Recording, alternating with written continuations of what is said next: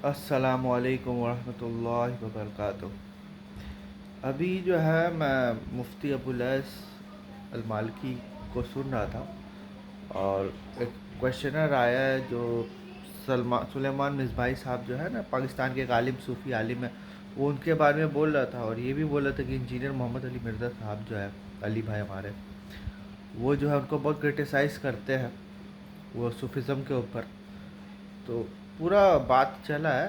और अच्छा, मुफ्ती अबुल से बहुत अच्छी बात बोला है जो कि सोचने वाली बात है, इसलिए मैं शेयर कर रहा हूँ। मुफ्ती अबुल ने ये कहा कि ये बात सच है कि इंजीनियर मोहम्मद अली मिर्ज़ा साहब, अच्छा वो बहुत रिस्पेक्ट करते हैं अली भाई को, इंजीनियर मोहम्मद अली मिर्ज़ा साहब को बहुत रिस्पेक्ट, उनको एक स्कॉलर बताते हैं वो।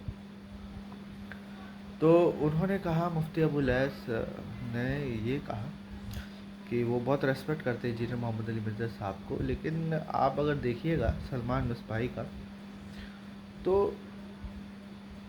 इंजीनियर मोहम्मद अली मिर्ज़ा साहब जी जो है, उनके जितने भी जो डॉगमा है, चाहे वो सलमान मिसबाही है या जितने भी बरेलवी देवबंदी और अहले हदीस के जो डॉगमा है, उसको क्रिटिसाइज़ करते हैं। लेकिन इंजीनियर मोहम्मद अली मिर्ज़ा साहब जो है, वो कोई कोई जगह खुद डॉगमेटिक है।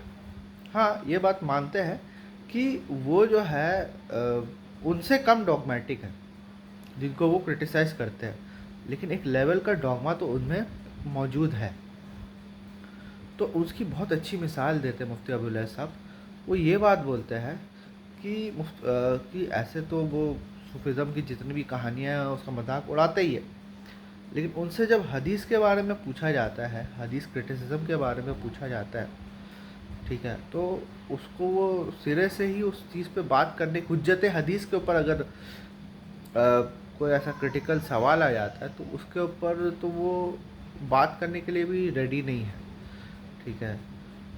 अगर उनसे पूछा जाता है कि ये हदीस सही है, बस उनका बस काम ख़त्म। कोई हदीस को उन्होंने सही बता दिया, इमाम अलबानी ने सही बता दिया या फिर किसी जो शेख ज़ुबैर अली ज़ाइद रहमतुल्लाह अलैह ने सही बता दिया, तो बस इतना काम है। लेकिन इस चीज़ को भी तो क्वेश्चन करना पड़ेगा ना कि क्यों सही है।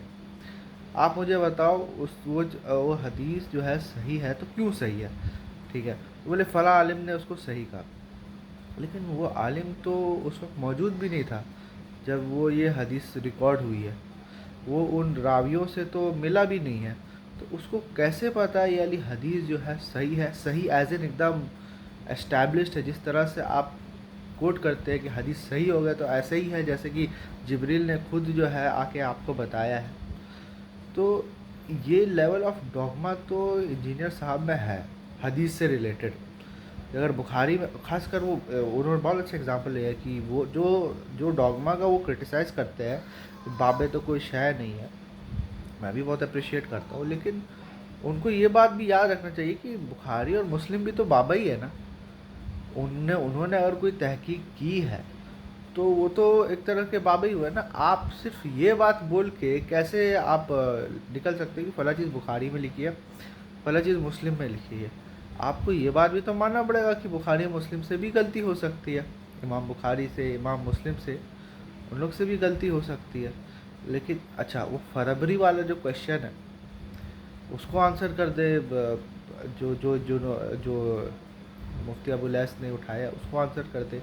और जो क्रिटिकल क्वेश्चंस होते हैं हदीस से रिलेटेड कि फ़ला हदीस ये है, इस तरह से है फ़ला हदीस, हुज्जत हदीस के जो जितने भी जो डीप क्वेश्चंस हैं, आप तो ऊपर ऊपर से हदीस को बोलते हो ना कि हदीस सही है, ये हदीस ज़ईफ़ है, बस आपका काम वहीं पर ख़त्म हो जाता है। लेकिन उसके नीचे आओगे कि हदीस जो है ख़बर वाहिद है, हदीस जो है ज़न्नी है, ठीक है, हदीस जो है मुतवातिर के दर्जे तक नहीं है। अच्छा, एक और चीज़, इमाम हनीफ़ा और इमाम मालिक जो है हदीस और सुन्नत में फ़र्क करते हैं।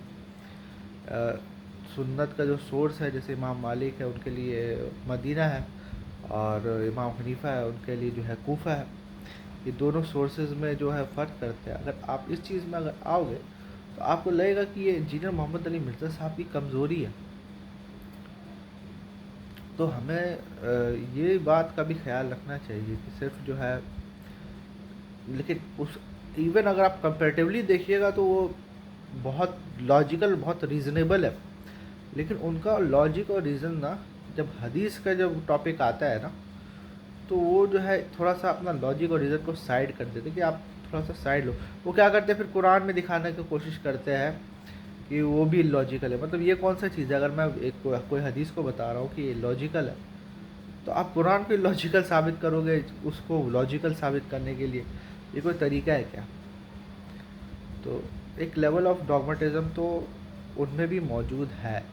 ایون دو وہ بہت بڑے عالم ہیں میرے حساب سے. وہ بہت مطلب وہ مفتی ابو لیث صاحب نے بھی بات کہا کہ جو کام انہوں نے پاکستان میں کیا ہے سنگل ہینڈیڈلی، وہ ایک دم کسی اور کے لیے تو بالکل امپاسبل تھا. لیکن ایٹ دا سیم ٹائم یہ جو حدیث کو لے کر جو ایک جو ڈاگما ہے وہ چیز تو ان کو یا تو ایڈریس کرے. آپ کبھی بھی دیکھیے گا حجت حدیث کے اوپر کوئی بھی ان کا ڈیپ ٹاپک نہیں ہے. آپ جو خاص کر جو غامدی صاحب حدیث و سنت کے فرق کا کوئی ایسا ٹاپک نہیں ہے جو جس کو مجھ کو سن کے لگے کہ یار یہ بات جو انہوں نے کہی نا ارریفیوٹیبل ہے. انہوں نے کوشش کی تھی حدیث و سنت میں فرق کرنے کے لیے، لیکن وہ بیسکلی کیا کیا انہوں نے یہ ثابت کیا کہ یہ چیز تو قرآن میں نہیں ہے تو پھر کہاں ملے گی؟